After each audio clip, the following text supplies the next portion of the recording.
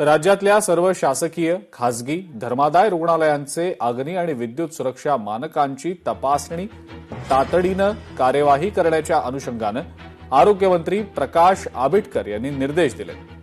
रुग्णालयातल्या ICU, एनआयसीयू, nursery, operation theatre यासारख्या अत्यंत महत्वाच्या आणि संवेदनशील विभागांमधल्या अग्निसुरक्षा सज्जतेचा विशेष आढावा घेण्याचे निर्देश दिले गेलेले आहेत.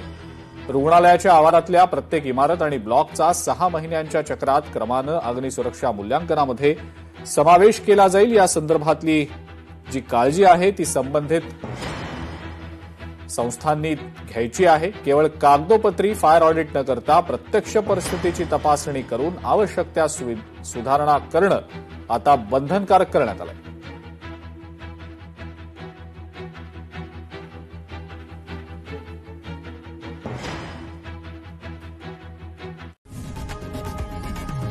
लोकशाही मराठी ऐका, पहा, जागरूक रहा.